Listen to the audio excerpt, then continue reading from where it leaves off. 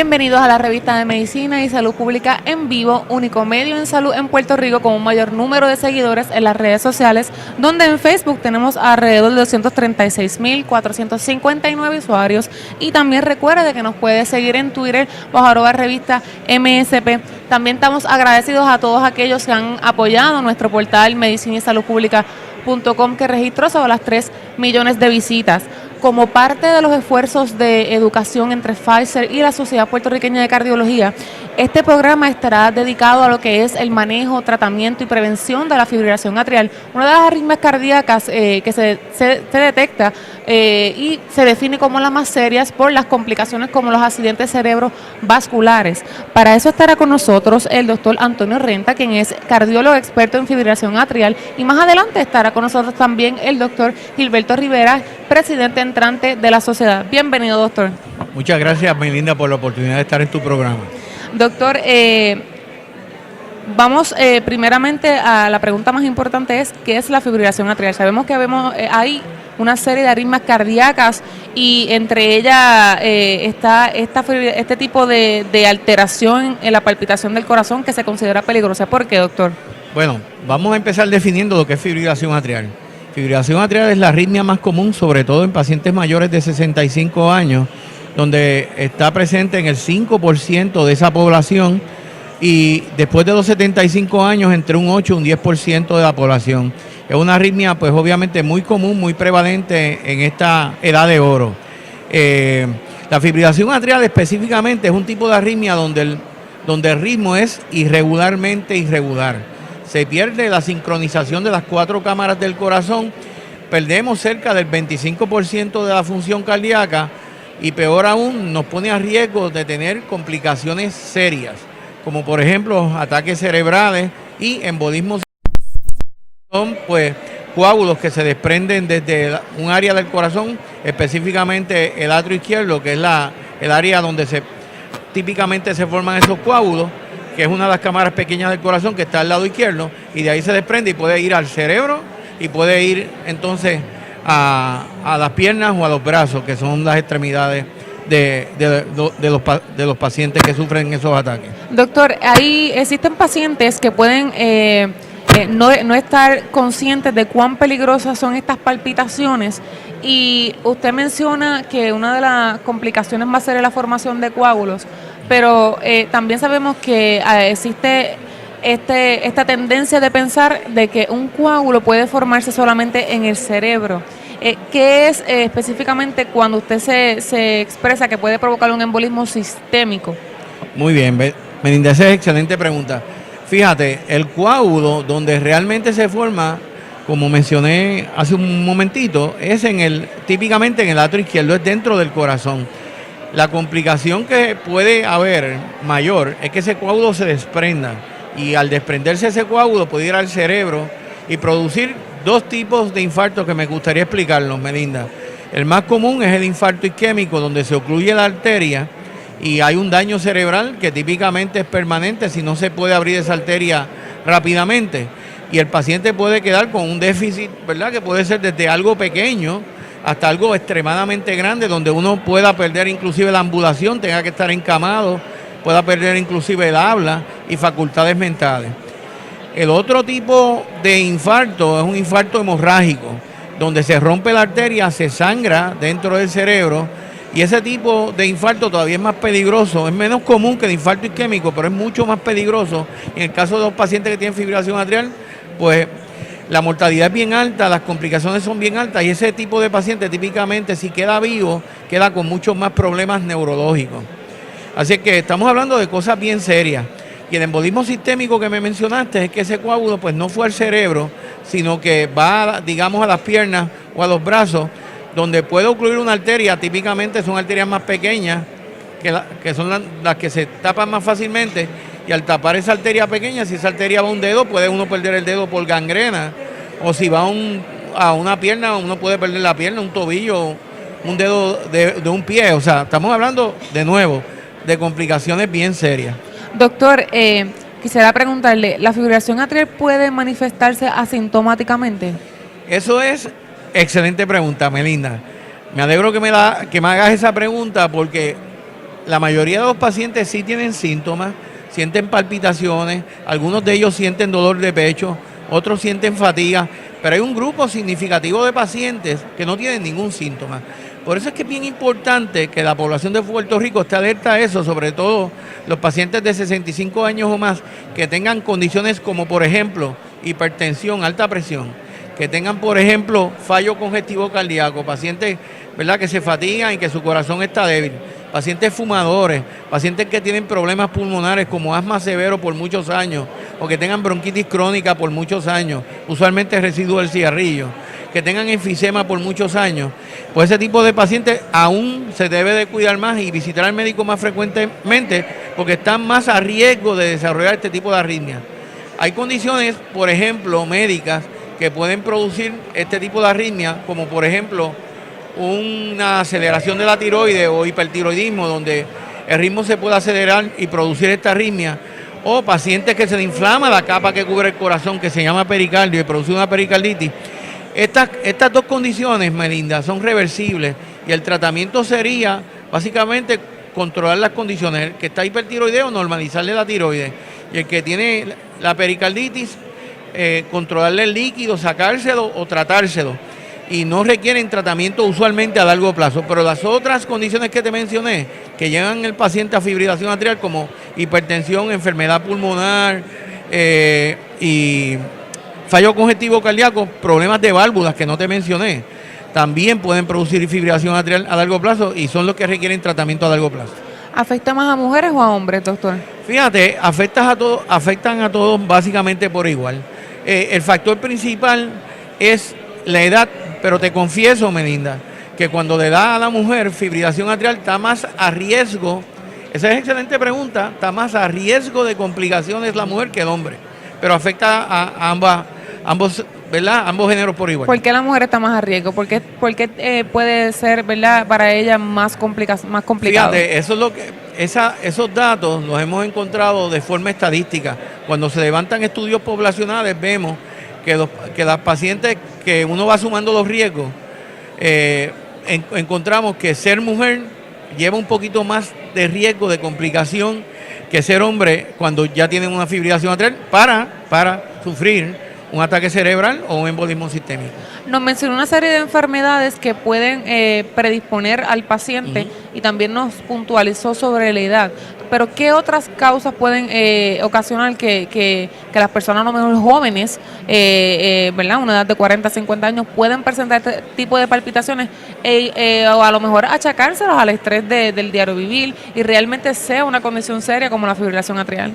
Sí, bueno, Melinda, a personas jóvenes le puede dar fibrilación atrial.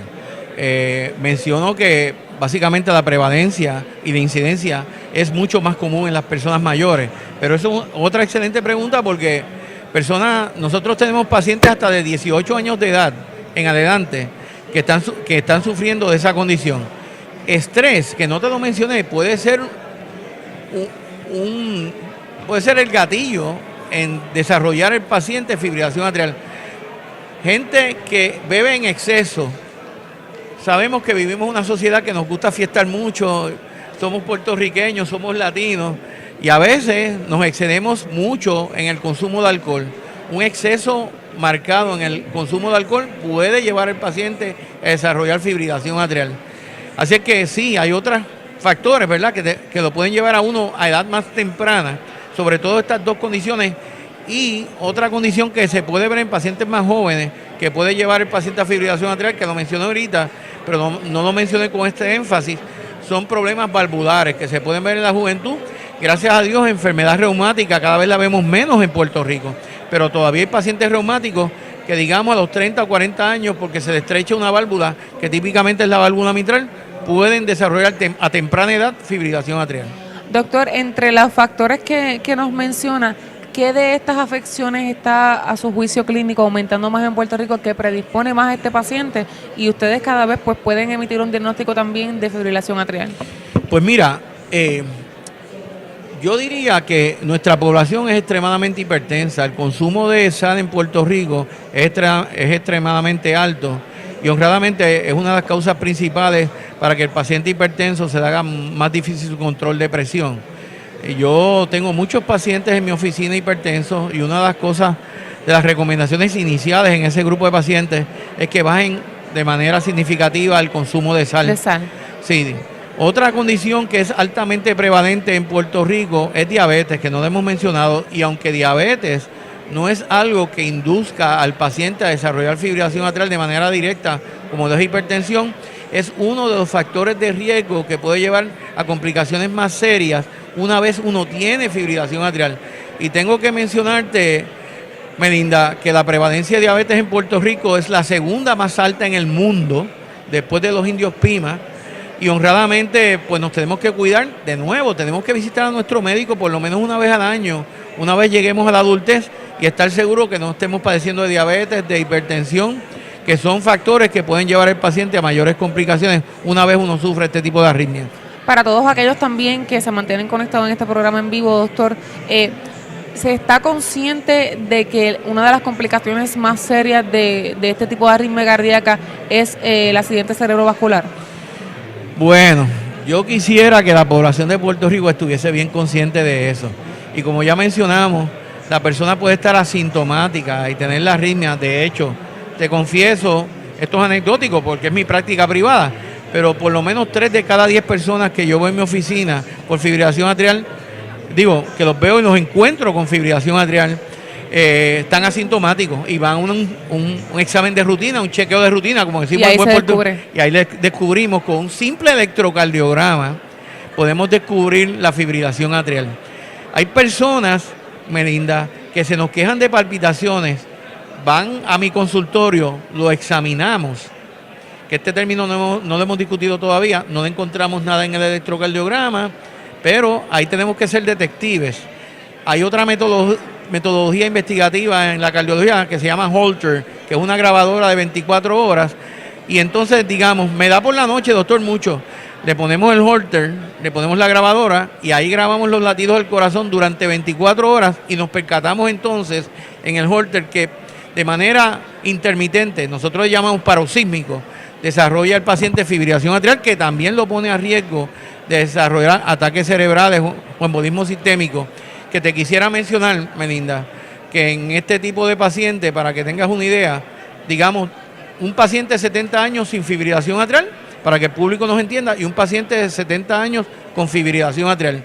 El paciente de 70 años con fibrilación atrial tiene 5 veces más riesgo de desarrollar un ataque cerebral, aunque no tenga síntomas, que el paciente de 70 años que no tiene fibrilación atrial. Y peor aún. Y eso es mucho decir, ¿no? No. Porque sabemos que todo el mundo enfatiza en que la edad es un factor de riesgo. Sí, definitivamente, pero a cualquier edad ese riesgo se pone 5 veces. Mientras mayor edad, el riesgo aumenta más. Y lo otro que es bien importante y que es peor aún, es que si le diera a ambos pacientes un ataque cerebral, pues el riesgo de muerte y de complicaciones más serias ocurre en el paciente que tiene fibrilación atrial como 2 veces mayor que el que no tiene fibrilación atrial, dándole a ambos un ataque cerebral. Antes de pasar a la pausa, doctor, quisiera preguntarle cómo entonces podemos identificar, me mencionó el electrocardiograma, ¿cuáles otros estudios pueden también brindarles a ustedes un diagnóstico de fibrilación atrial? Eso es una excelente pregunta. La primera herramienta te la mencioné, el simple electrocardiograma.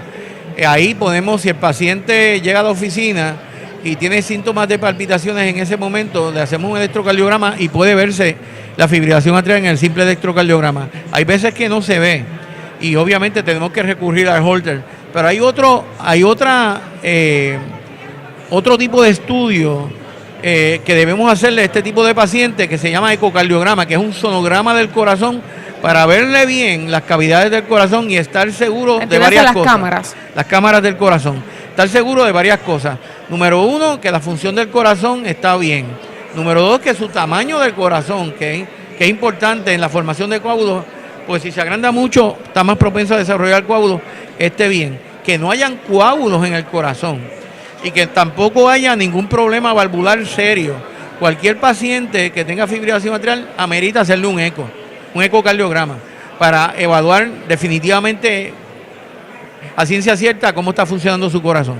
Bueno, nosotros pasamos a la pausa. Manténgase conectado en este programa en vivo dedicado a lo que es el manejo y tratamiento de la fibrilación atrial. Regresamos en breve.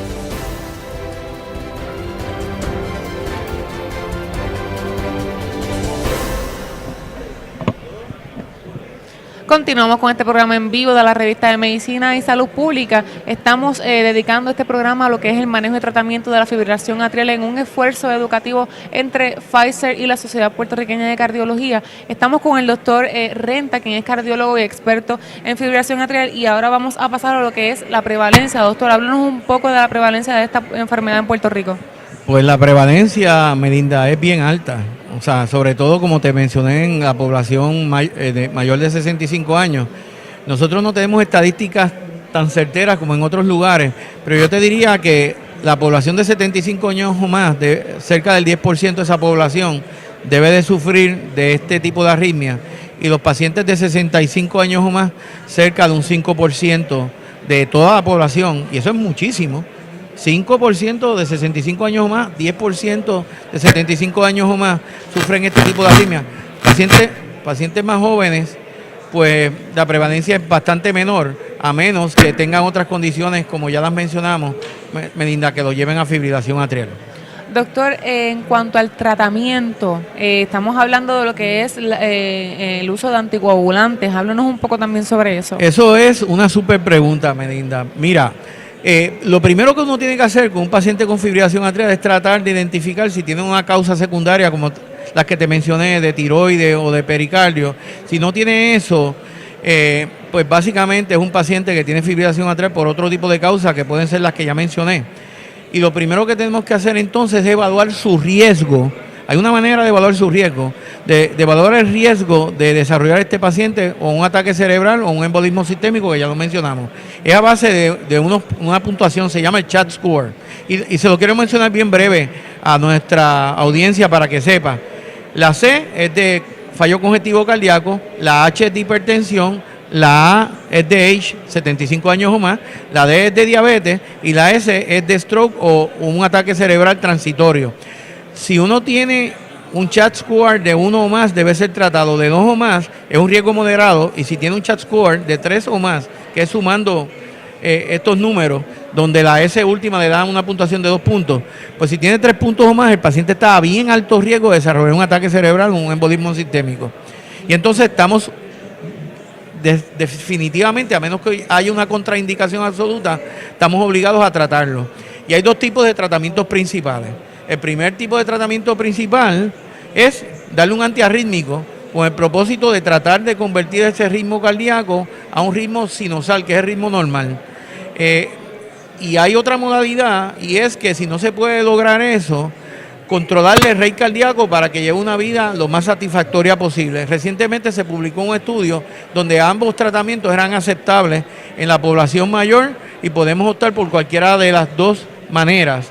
Y tratar de, por lo menos, mejorarle la calidad de vida al paciente. Ahora, lo más importante en este tipo de pacientes es la anticoagulación.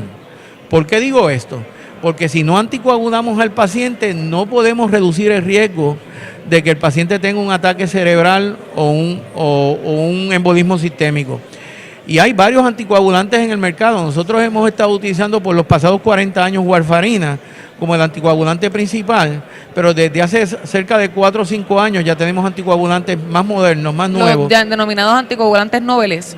Exactamente, los NOACs o nuevos anticoagulantes, donde básicamente estos anticoagulantes tienen la ventaja de, número uno, no tener que medir una medida que tenemos que utilizar con warfarina, que es el INR, para ver si está adecuadamente anticoagulado. Los estudios demuestran que sí está el paciente adecuadamente anticoagulado y no hay que medir nada. Y lo segundo es que no tenemos que tener una variedad específica en la dieta donde no tengamos que consumir vegetales verdes, etcétera. Y no hay esas medidas, para aclararle, ¿verdad? Y educar a todos estos pacientes con estas dudas. Esas restricciones de dietas, vegetales verdes, eso es específicamente en el medicamento de warfarina. Eso es correcto, ¿verdad? Cuando el paciente está en warfarina, tratamos de restringirle ciertos alimentos en la dieta que pueden afectar la coagulación adecuada del paciente. Con estos nuevos medicamentos no ocurre eso. Ya no existen este tipo de restricciones. No, eso es una ventaja. Y hay inclusive estudios recientes, clinical trials, ¿verdad? Doble ciegos controlados que han demostrado inclusive algunos de ellos superioridad y mejor tolerabilidad, inclusive menos sangrado, que también es importante porque cuando utilizamos un anticoagulante, el riesgo mayor de utilizar un anticoagulante es que el paciente pueda sangrar, y eso es un riesgo adicional porque el sangrado puede ir desde algo bien sencillito hasta algo bien complejo que pudiera inclusive producirle la muerte al paciente. O sea que estos medicamentos en el peor de los casos son similares a warfarina, y en el mejor de los casos, en algunos estudios, son superiores, reduciendo riesgo de ataques cerebrales y embolismo sistémico, y son superiores reduciendo riesgo de sangrado en estos pacientes. Antes de pasar a la segunda parte de este programa, doctor, ¿cuán efectivos son estos medicamentos y si existe de alguna forma la prevención de este tipo de arritmia? Bueno, estos medicamentos son extremadamente efectivos. Si uno mira los datos de los estudios que son en comparación con warfarina, nos damos cuenta que la reducción de infartos cerebrales y embolismo sistémico, una vez uno esté adecuadamente anticoagulado y se tome los medicamentos correctamente, reducimos el riesgo cerca de un 80% con los medicamentos nuevos.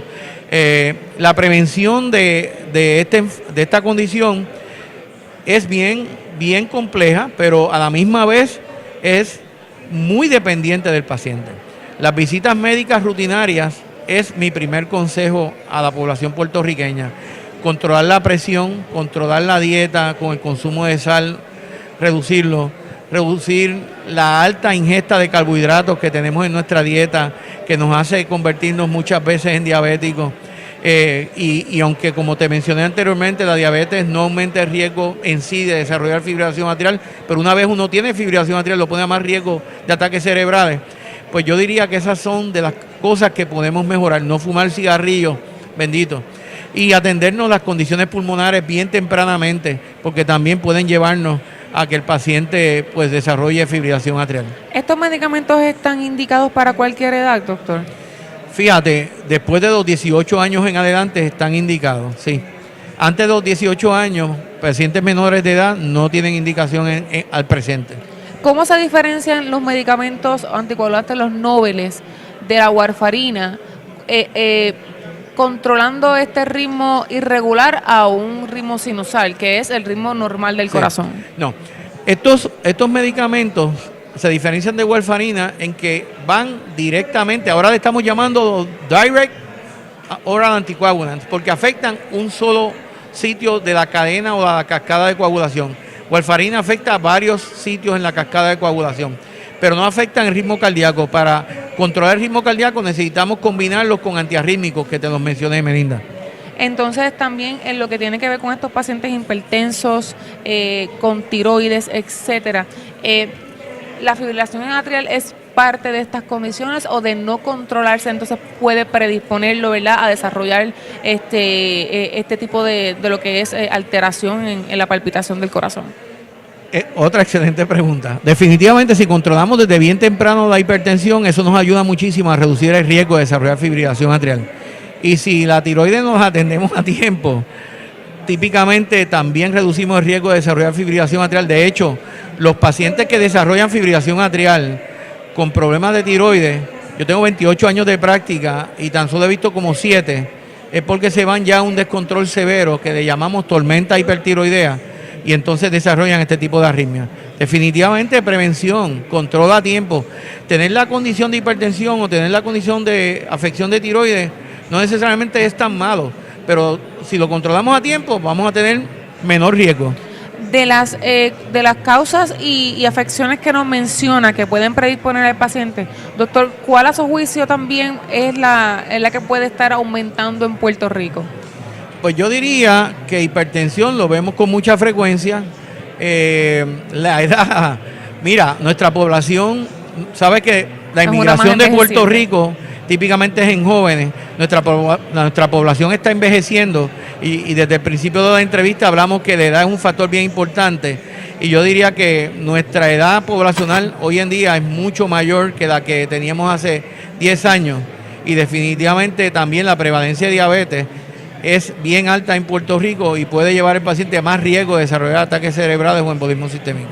En estos últimos minutos antes de la pausa, ¿cuál es la exhortación de usted como cardiólogo experto en fibrilación atrial a todos estos pacientes que pueden ignorar que están sintiendo una palpitación, pero que también la sienten y pueden entonces subestimar la enfermedad?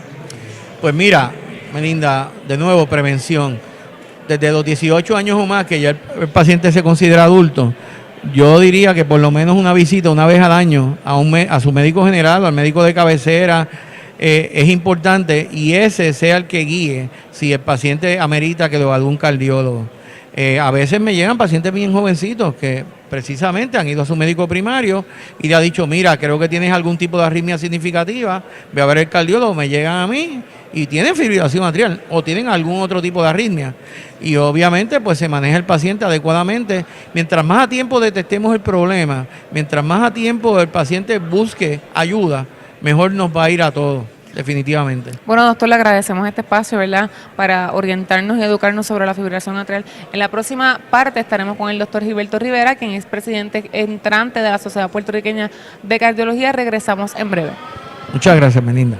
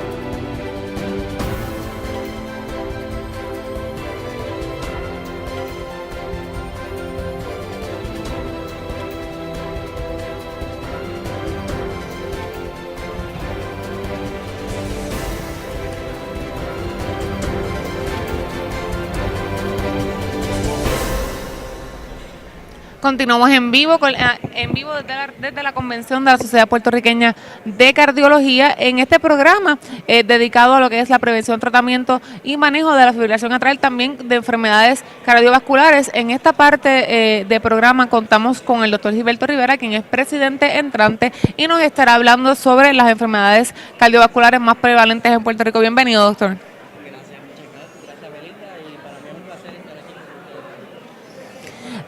Doctor, ¿cuáles a su juicio las condiciones cardiovasculares que más están afectando a los pacientes puertorriqueños? Mira, en Puerto Rico lo primordial que estamos viendo es la hipertensión arterial, que es la causa principal, ¿verdad?, de complicaciones. Tenemos problemas periferiovasculares, tenemos los infartos al miocardio, tenemos los problemas cerebrovasculares. Cuando nosotros sumamos en Puerto Rico, los reportes son primordialmente, están separados de las condiciones que son cardíacas, hipertensión, cerebrovasculares, pero si nosotros sumamos todos los servicios que se ofrecen en Puerto Rico de enfermedades cardiovasculares, sumamos todas estas condiciones, estamos viendo que prácticamente más del 40% de los servicios rendidos en Puerto Rico están asociados a enfermedades cardiovasculares. Entre estas enfermedades, a su juicio, doctor, ¿cuál es la más preocupante? La más preocupante de todo es hipertensión arterial, que es bien prevalente en nuestra población y que en muchos de los casos no está siendo reconocida. Cuando ya nosotros encontramos muchas veces pacientes con hipertensión arterial, llevan muchos años, mucho tiempo, y ya la condición ha tenido repercusiones negativas en la salud de las personas. ¿Desde qué edad ustedes están diagnosticando pacientes con hipertensión arterial y cuáles han sido las complicaciones más serias por no atenderse, ¿verdad?, este ritmo inusual de la presión arterial? Mira, tan temprano como en la adolescencia. Estamos viendo los factores de riesgo asociados a desarrollo de enfermedades cardiovasculares que tienen que ver con tanto la herencia, pero también con estilos de vida, la alimentación, el peso. Y estamos viendo personas desde edad de adolescencia que están sufriendo de hipertensión arterial. O sea que ya no tenemos que esperar que una persona sea longevo para entonces tratar de identificar esta condición. No, vemos personas sumamente jóvenes desde temprano, los 14 años, ya con problemas de hipertensión. Más temprano también, usualmente en esas personas jovencitas también uno tiene que buscar unas causas secundarias. Pero estamos viendo en adolescentes, adultos jóvenes, hipertensión primaria también. Doctor, ¿y qué está pasando? Que se está viendo cada día más en jóvenes. Sabemos que la hipertensión es algo relacionado más a la edad, a complicaciones de unas enfermedades serias a nivel cardiovascular, a nivel de la diabetes. ¿Qué está pasando hoy día? Mira, esto tiene que ver mucho con nuestro estilo de vida. Hay unos factores que son modificables, hay unos factores que no son modificables. Estamos teniendo una población, una juventud que a edad más temprana se están exponiendo a estilos de vida que nos hacen más daño. Tenemos jóvenes tenemos una dieta, que tienen una dieta con alto contenido de sal, la comida es rápida, nuestra vida es tan rápida, vamos siempre tan acelerados. Y muchas veces pues por falta de tiempo no nos detenemos en el proceso de lo que es buen estilo de vida. Comemos lo que haya en el camino, usualmente son comidas altas en grasas, altas en sal. Tenemos un estilo de vida bien lleno de estrés. Los muchachos tienen que completar unas tareas con unos límites de tiempo. Tenemos unos muchachos también que la cantidad de ejercicio que realizan es menor que la que deberían realizar para mantener un estilo de vida sano. Cuando uno suma todos estos factores, pues tenemos entonces una población que a edad más temprana comienzan a comportarse como personas fisiológicamente mayores, comienzan a desarrollar problemas de alta presión, comienzan a desarrollar problemas de diabetes, comienzan a desarrollar problemas de colesterol elevado. Y el problema es que a esa edad tan temprana de nuestra población, uno no pensaría que están presentes y el problema que tenemos es que pueden pasar muchos años y nosotros no reconocerlo, y entonces si no tomamos cartas en el asunto, nos podemos encontrar en el futuro con una población que a una edad de adultez temprana esto puede estar presentando una mucho mayor incidencia de enfermedad cardiovascular, lo que tiene unas repercusiones bien serias, porque la enfermedad cardiovascular en su progresión va a hacer que nuestra población sea menos funcional, va a hacer que la población sea menos productiva, y esto es un área que tenemos pues que trabajar desde ya. La hipertensión arterial se está viendo más en jóvenes a causa de una enfermedad primaria, o se está viendo el descontrol ya por factores a lo mejor entonces de estresores. ¿Cómo se, verdad? ¿De dónde se está originando esta causa? Siempre la causa primordial que ocurre en el 95% de la población es hipertensión primaria. Hipertensión primaria es la hipertensión que se desarrolla por múltiples procesos que se dan en nuestro cuerpo, en donde nuestro cuerpo produce unas hormonas que son de la familia, son catecolaminas. El cuerpo produce unos químicos también a nivel de nuestros riñones, en los que se aumenta lo que se llama la contracción de las arterias más pequeñas del cuerpo, que se llaman las arteriolas, y eso hace que nuestro corazón tenga que bombear contra un sistema cardiovascular, un sistema de tubitos que está más contraído, aumenta la presión en el sistema.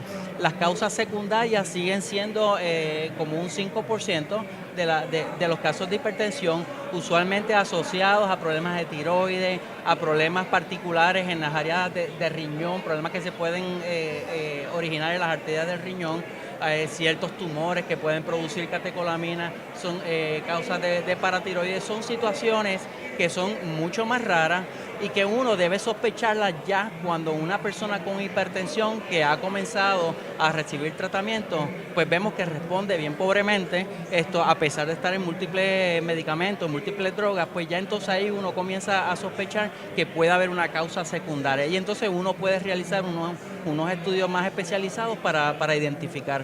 Doctor, pasando también a otro escenario, en la primera parte del programa se enfatizó mucho en lo que son los accidentes cerebrovasculares, y yo quisiera abundar un poco más sobre el particular con usted. A su juicio, ¿cómo se está comportando esta enfermedad en Puerto Rico?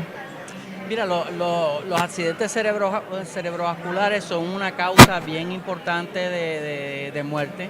En Puerto Rico están ocurriendo sobre 1.300 muertes anuales por causa de accidentes cerebrovasculares. ¿Y eso está en aumento? ¿Se ha visto en los últimos 5 años en aumento? Eso está en aumento. Vemos en los Estados Unidos... Vemos en los Estados Unidos un total de cerca de 800,000 casos de accidentes cerebrovasculares, y de estos siempre se ve un porcentaje significativo de personas que mueren, sobre un 15% de personas que mueren debido al accidente cerebrovascular. Cada vez vemos aumentos porque tenemos personas con más factores de riesgo, vemos aumentos en complicaciones, ¿verdad? Pues porque desde más temprano en la vida estamos viendo más enfermedades cardiovasculares, pero estamos desarrollando nuevas herramientas, estamos desarrollando nuevas metodologías para ayudar a que en el futuro, ¿verdad?, cercano, podamos tener mucho mejor control de esto, y estamos bien optimistas que con educación, que con diferentes métodos de tratamiento, ¿verdad?, que vamos a tener disponible, va a ser más positivo el porvenir de la salud cardiovascular en Puerto Rico. O sea que podemos determinar que la enfermedad cardiovascular en Puerto Rico está completamente ligada a lo que es el accidente cerebrovascular.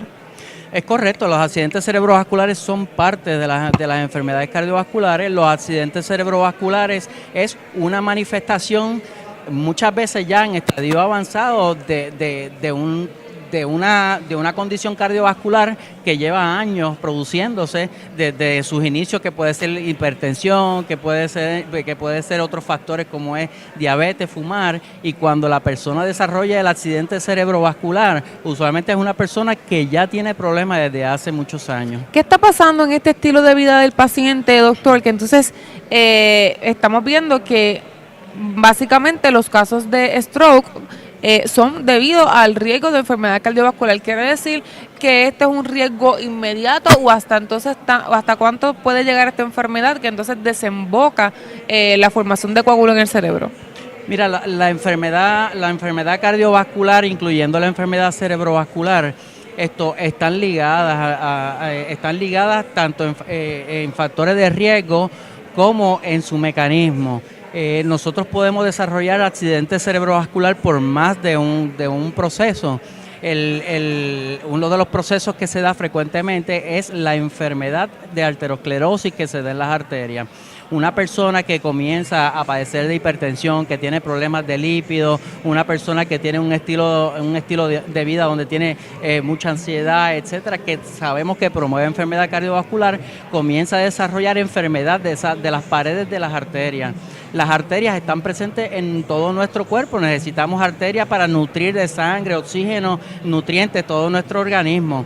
Pues cuando la enfermedad cardiovascular, la arteriosclerosis, afecta las camas vasculares que nutren a nuestro cerebro, si esas arterias se enferman, puede romperse, ponerse inestable una plaquita de esa arteriosclerosis, puede formar coagulitos o desprenderse sustancias que viajen a través de la circulación, obstruyan y causen entonces un problema de un accidente cerebrovascular.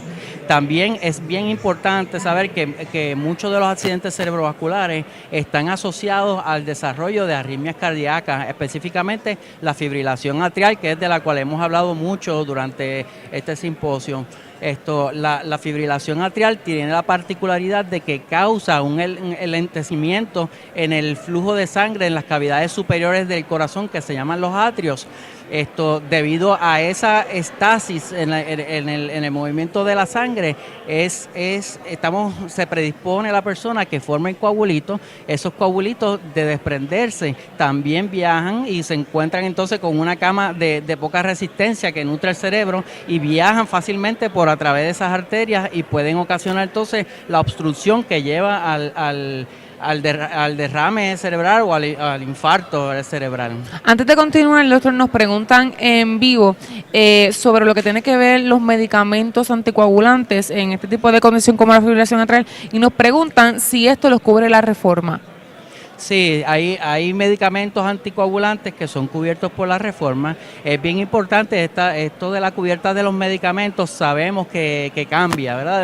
De año en año. Es bien importante sentarse, hablar con su médico de cabecera, hablar con el médico primario, sobre todo saber, la persona debe tener la indicación para estos medicamentos anticoagulantes, pues estos medicamentos anticoagulantes no se usan para prevención en todo el mundo. Hay una población en especial que son los que se van a beneficiar de uso de anticoagulantes, que son las personas que tienen fibrilación atrial y no todas las personas con fibrilación atrial, es particularmente las personas que tienen fibrilación atrial que no está asociado a un reemplazo valvular, a una enfermedad valvular que sea severa.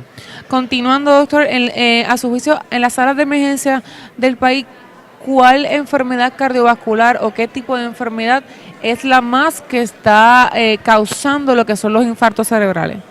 Los infartos cerebrales están asociados mucho a hipertensión, están asociados mucho también a fibrilación atrial y la fibrilación atrial puede ir atada a muchas otras cosas, ¿verdad? A otras condiciones que pueden desencadenar una fibrilación atrial. También los infartos al miocardio, pacientes que sufren un episodio de angina o de infarto al miocardio también tienen una predisposición de llevar a un accidente cerebrovascular. Pacientes que tienen también infarto cardíaco pueden dentro de su corazón formar coágulos debido al infarto cardíaco y esto llevarlos a padecer también de un infarto cerebral. Doctor, hemos hablado y nos ha dado un panorama, ¿verdad?, desglosado de todos estos escenarios que pueden incrementar este riesgo. Pero vamos a hablar también sobre también el uso importante de lo que son los anticoagulantes y otro tipo de tratamientos, porque como menciona, este tipo de fármacos no están indicados para todo tipo de pacientes con cualquier enfermedad cardíaca. Y también, como el doctor Renta nos explicaba, hay una diferencia entre estos años de tanto uso de warfarina también con los anticoagulantes nobles. ¿Nos abunda un poco sobre este particular? Sí, La warfarina era la herramienta que teníamos disponible como única alternativa hasta hace pocos años para el tratamiento para prevención de derrame cerebral en pacientes con fibrilación atrial. Cabe destacar que la warfarina aún sigue teniendo sus usos en pacientes que tienen válvulas cardíacas que son mecánicas. Es la herramienta con la que contamos. Es un medicamento que tiene sus beneficios, tiene también sus riesgos. Los anticoagulantes nuevos tienen más beneficios, son más fáciles de utilizar. La warfarina es un medicamento que interactúa mucho con otros medicamentos, interactúa mucho con la dieta también. El antídoto para la warfarina es la vitamina K, y la vitamina K está presente en muchos alimentos. También en su forma de metabolismo, la warfarina interactúa mucho con antibióticos y medicamentos inclusive que se obtienen over the counter, como decimos, para tratar para tratar cosas comunes como son dolores, como son problemas de gripe. Podemos tener un paciente entonces que en warfarina, por una condición que sea importante, que sin saberlo puede estar ingiriendo otras sustancias que le afecten que afecten el medicamento como tal, la warfarina, los niveles.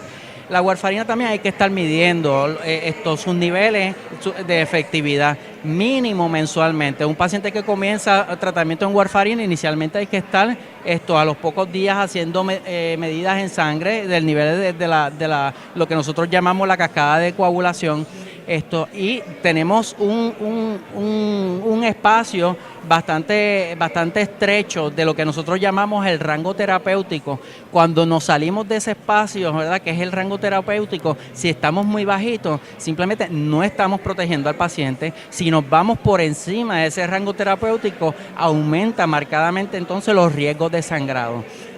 La ventaja que tenemos con los anticoagulantes estos nuevos es, primero, son mucho más fáciles de utilizar, son medicamentos que no hay que estar variando dosis, como es el caso de warfarina. Nosotros establecemos cuál es la dosis que le toca al paciente de acuerdo a la condición por la que estamos dando, de acuerdo a su función renal, y una vez uno establece cuál es la dosis que le toca a este paciente, pues esa dosis puede ser continuada. El paciente puede hacer una dieta regular como siempre hace, porque estos anticoagulantes nuevos no interactúan con la dieta del paciente y la interacción con otros medicamentos es muy poca. Sí tenemos que tener mucho cuidado con todos los anticoagulantes, con el uso sobre todo de los antiinflamatorios no esteroidales. Estas medicinas se consiguen over the counter, se usan muchísimo para manejo de dolor y para manejo también de fiebre, y muchas veces no sabemos que el tomar estas medicinas nos pueden poner a mayor riesgo de tener sangrado. Así que son medicinas más fáciles de usar, sí tienen aumento también en riesgo de sangrado, sobre todo gastrointestinal, pero son medicinas que al uno ya saber que cómo se va a comportar, pero uno las puede utilizar, ¿verdad?, con mayor comodidad, y sobre todo que le vamos a ahorrar al paciente el estar todos los meses yendo al laboratorio a obtenerse una prueba de sangre para ver cómo está la efectividad. Eso no es necesario con estos anticoagulantes nuevos. Doctor, antes de continuar y pasar a la próxima parte del programa, también tenemos otra pregunta de un usuario en nuestro programa que expresa, dice: tengo un familiar que tuvo un infarto, ¿qué recomendaciones tendría para que la pueda prevenir? Cuando una persona habla de un infarto, ¿verdad?, podemos estar hablando de un infarto cardíaco o podemos estar hablando de un infarto cerebral. Cuando nos habla de un infarto, entiendo que la persona nos está hablando de un infarto cardíaco. Al nosotros sufrir un infarto cardíaco, lo que ha ocurrido es que por alguna razón la cantidad de sangre que está pasando a través de las arterias del corazón para nutrir el músculo no es suficiente para llenar las demandas que tiene ese músculo. La causa más común de una persona sufrir un infarto cardíaco es que haya problemas de una arteria que haya formado una placa de arteriosclerosis, que se haya tornado lo que nosotros decimos inestable, una placa que se puede romper y puede formar un coágulo y trombosarse. La persona que padece de un infarto, en la gran mayoría de los casos podemos identificar los factores de riesgo que llevaron a que la persona haya sufrido ese infarto, la persona lo primero es que debe de evaluarse muy bien con su médico, con su cardiólogo. E inclusive una persona con un infarto debe realizarse un cateterismo cardíaco para identificar obstrucciones en las arterias. Una vez toda esa parte se completa, que la persona ya termina su evaluación inmediata para la condición de momento, pues entonces hay unos cambios que debe realizar la persona para evitar que esto vuelva a ocurrir. Y esto es lo más importante, es los factores de riesgo y también en las medicinas. Los factores de riesgo, la persona debe mantener la presión bien controlada. El azúcar, pacientes con diabetes deben mantener su azúcar bien controlada, muchas veces solamente con pastillas, pero hay veces que requiere insulina. Y una de las cosas que tenemos que lograr en nuestra población es que sea más abierta, ¿verdad? Cuando hay la necesidad de insulina, el utilizarlo. Lo otro es el tratamiento del colesterol, el uso de medicinas para el colesterol. Teníamos que ser bien agresivos con ese tratamiento. Dieta y los hábitos de estilo de vida, los hábitos de ejercicio. Sabemos que las caminatas, lo que le llamamos las caminatas aceleradas, por 30 minutos por lo menos 3 días a la semana. El fumar no tiene ningún beneficio para nada en la salud. El fumar, todo lo que se puede hablar de cigarrillo es negativo. Y el fumar en una persona que haya tenido un infarto es un hábito detrimental, fatal para el futuro. Doctor, antes de la pausa, háblenos un poco sobre este entrenamiento y educación a los médicos desde la sociedad y de esos planes o proyectos futuros como presidente entrante, ¿verdad?, de este nuevo colectivo. Pues mira, la Sociedad Puertorriqueña de Cardiología tiene como misión principal el proceso educativo de nuestros cardiólogos, el proceso educativo de nuestros pacientes y también de nuestros médicos primarios.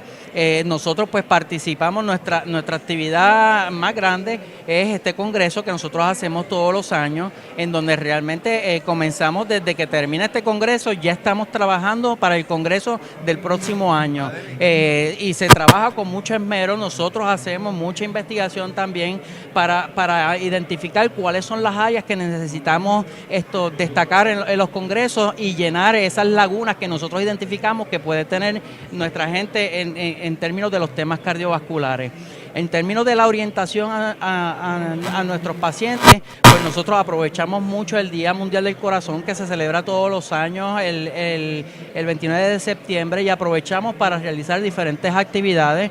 Hemos realizado actividades aquí en el área metropolitana, hemos desarrollado actividades en los hospitales, en el área oeste hemos desarrollado actividades también en donde aprovechamos para hacer clínicas de salud en las que le medimos la presión a los pacientes, le hacemos pruebitas de colesterol, de azúcar, le llevamos información sobre lo que son los factores de riesgo para desarrollo de enfermedad cardiovascular, y esas son actividades que con poco tiempo logramos accesar a muchas personas.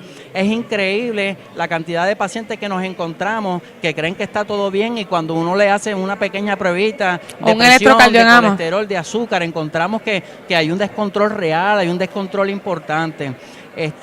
Nos vamos a dar a la tarea ahora de hacer también mucho más énfasis en el proceso, en ayudar en el proceso de educación de nuestros médicos primarios, que son las personas con las que nuestros pacientes tienen mayor contacto. Si nosotros llevamos a esos médicos primarios en diferentes simposios, en diferentes actividades, le llevamos la información a la vanguardia, lo que está ocurriendo en la cardiología, todo lo que nosotros estamos desarrollando, lo que debe ser el tratamiento adecuado de las enfermedades más prevalentes cardiovasculares, nosotros vamos a lograr un mejor cambio, vamos a lograr mejores resultados en la salud de nuestro pueblo. Y como presidente entrante, doctor, ¿cuál es, verdad, cuál quisiera usted que fuera su mayor aportación? Pues mira, mi mayor aportación, entiendo yo, es lograr que en una sola familia todos los cardiólogos clínicos, los cardiólogos intervencionales, los electrofisiólogos, todos como una gran familia, llegar a nuestra población de médicos primarios y a nuestros pacientes. Nosotros necesitamos trabajar en conjunto por el bienestar. La información, la educación de nuestros pacientes y de nuestros médicos primarios es lo más importante para evitar que ocurran injusticias de tratamientos inadecuados en nuestros pacientes. Hay tratamientos que pueden inicialmente parecer más costosos, pero que a la larga van a resultar en ahorros para nuestro paciente y en ahorros también para nuestro sistema de salud. porque una pastilla puede costar ahora más cara, pero un paciente que esté tratado inadecuadamente y desarrolle complicaciones más adelante, van a desarrollar, ¿verdad?, condiciones que nos van a llevar a tener que invertir más en el cuidado a largo plazo. Bueno, nosotros pasamos a la parte final de este programa. Le agradecemos, doctor, ¿verdad?, por brindarnos este espacio. Nosotros regresamos en breve con la parte final, donde tendremos al doctor Luis Molinari, expresidente de la sociedad. Regresamos en breve. Muchas gracias.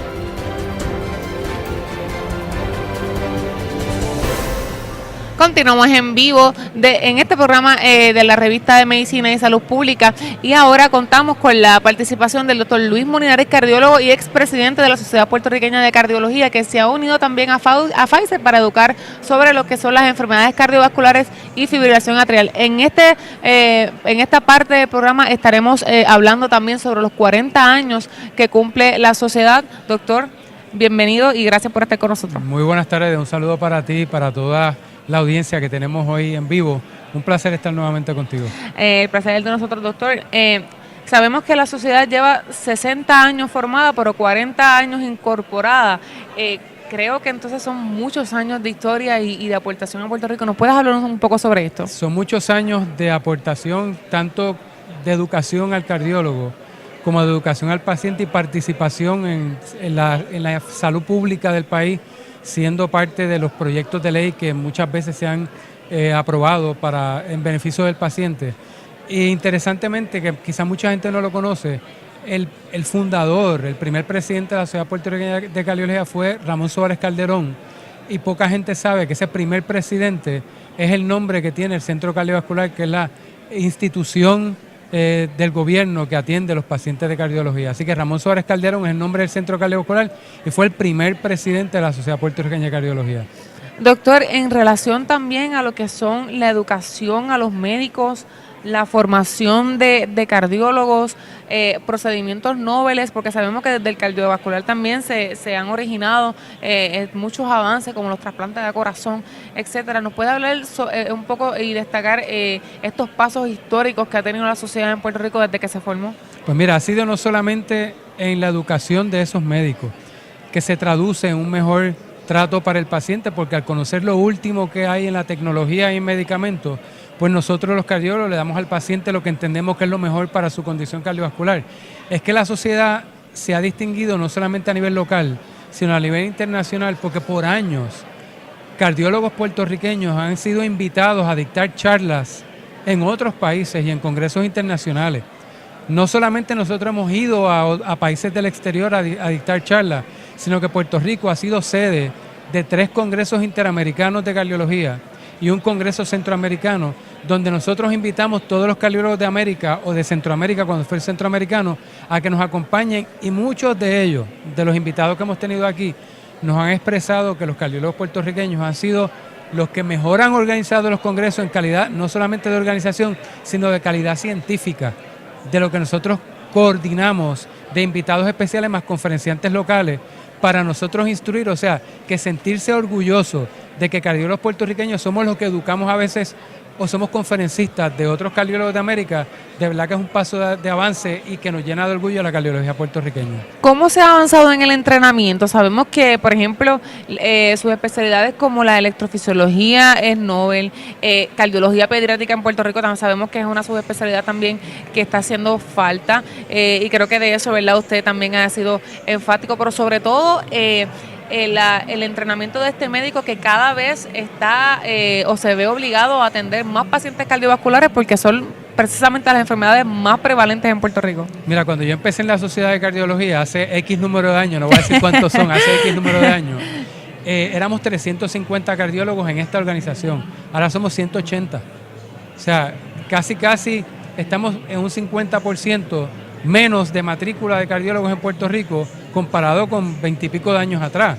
Por eso es que la sociedad también está integrando los estudiantes de medicina, de las escuelas de medicina, los tenemos invitados aquí para que se entusiasmen con el tema de la cardiología, porque como tú bien dices, la cardiología no es solamente el cardiólogo clínico, como yo, que estoy en la oficina atendiendo pacientes. Yo necesito electrofisiólogos, necesito cardiólogos intervencionales, cirujanos torácicos, cirujanos pediátricos. O sea, la cardiología abarca un número de subespecialidades dentro de nuestra especialidad que la gente ni siquiera entiende que nosotros tenemos que trabajar unidos y juntos en el bienestar del paciente, porque yo solo no puedo hacerle una angioplastia a un paciente, yo no pongo marcapasos ni desfibriladores, yo no opero al paciente, yo hago el diagnóstico correcto y les refiero a mis compañeros para que le den ese tratamiento al paciente y somos el principio de la cadena, principio de la parte cardiovascular, porque antes de que me llegue a mí el médico primario tiene que pensar que el cardiólogo es importante y me lo refiere a mí para entonces yo enviarlo a esos otros compañeros que son los que van a hacer la parte de la parte intervencional como tal, ya sea de intervención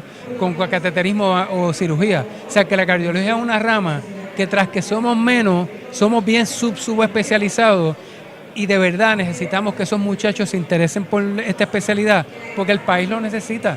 Si la condición cardiovascular es la principal causa de muerte en el país, ¿cómo vamos a permitir que haya menos cardiólogos, no tengamos la fuerza de trabajo de especialistas de cardiología para atender las futuras generaciones, incluso para atendernos a nosotros mismos? Claro. O sea, nosotros estamos educando al que nos va a atender a nosotros en un con futuro. Nuestra propia familia. Así que por eso es que somos tan enfáticos en ese punto. Doctor, en ese sentido, ¿cómo también ha sido esta unión de subespecialidades, como nos indica dentro de la sociedad, pero también entonces entrenando a este médico primario? Sabemos que obviamente, como nos menciona, es la primera cara del paciente y quien puede marcar esta alerta, esta bandera roja de que este paciente tiene un riesgo cardiovascular alto. Como dijo el doctor Gilberto Rivera ahora, esa es parte esencial de nuestra misión, porque a nosotros educar el médico primario, pues nosotros sabemos que ese médico primario va a conocer la condición cardiovascular de primera mano y va a saber cuándo referir a ese paciente. Pero a la misma vez queremos que él sepa lo que se está haciendo. ¿Quién iba a pensar hace un sinnúmero de años atrás que tú podías reparar una válvula aórtico-mitral sin tener que, como dice el paciente, abrir el pecho al paciente? O sea, eso no se pensaba nunca. O sea, y la tecnología está avanzando tanto que ya esos médicos, esos términos, esos procedimientos invasivos, intervencionales, no es que lo hayan sustituido, porque todo puede tener una complicación y el cirujano torácico tiene que estar ahí pendiente. Siempre hay pacientes que definitivamente son candidatos a cirugía. Nunca la cirugía cardiovascular va a desaparecer, porque esto hay que explicarlo bien claramente, claro que sí. Porque entonces el paciente va a pensar, pues todos los pacientes son candidatos para estos procedimientos, no hay que abrirme el pecho. No, esa es la decisión de nosotros los cardiólogos junto con nuestros compañeros. Así que el paciente que se le recomienda una cirugía es porque eso es lo que necesita. Ahora, cuando nosotros podemos recomendar el procedimiento que no signifique cirugía, pues lo vamos a recomendar y siempre vamos a tener el cirujano torácico al lado de nosotros. Por si hay una complicación, pues ellos intervienen, porque se puede complicar un procedimiento cardiovascular. En estos últimos minutos que nos restan, doctor, específicamente estos 40 años, ¿cómo ustedes pueden definirlos si de alguna manera y cómo estarán celebrándolo, ¿verdad?, desde esta convención? Pues mira, es una celebración especial porque aparte de todo lo que yo te he dicho, cuando tú miras la lista de esos cardiólogos que han sido presidentes de esta organización, es una lista que incluye, como te dije, al doctor Ramón Suárez Calderón, doctor Mario Rubén García Palmieri, doctor José Eugenio López. De hecho, García Palmieri la fundó. no fue el fundador, Miembro fundador. pero fue de los primeros presidentes y la presencia internacional más grande que tuvimos dentro de nuestros presidentes fue el doctor García Palmieri, que fue presidente de la Federación Mundial del Corazón, o sea que un puertorriqueño fue el presidente de todos los cardiólogos del mundo, de todas las organizaciones de cardiología del mundo. Y a nivel de la Sociedad Interamericana hemos tenido 2 presidentes de la Interamericana que son los cardiólogos de toda América. O sea que básicamente yo que fui presidente, yo siento que yo fui parte, te lo digo con un orgullo que es increíble, de un grupo selecto de mis profesores, de gente que ha puesto el nombre de la cardiología puertorriqueña en alto, y de verdad que tú miras esos 40 años, mira esa trayectoria de esos presidentes, más todos los cardiólogos que hoy en día, que me quito el sombrero de mis compañeros, trabajan día a día, de sol a sol, por nuestros pacientes, por la salud del país, que de verdad que definitivamente había que celebrarlo. Bueno, doctor Molinari, le agradecemos el espacio y como siempre abrirnos las puertas para aportarnos con ese conocimiento, ¿verdad? Usted tuvo 3 presidencias aquí, así que usted está dentro de las entrañas desde la formación de la sociedad. Muchas gracias a ustedes por permitirnos llegar a tu audiencia y de siempre estar con nosotros y participando en nuestro congreso. Bueno, llegamos a la parte final de este programa. Les invitamos a mantenerse conectados a nuestro portal medicina y salud pública.com. Será hasta otro programa. Hasta entonces.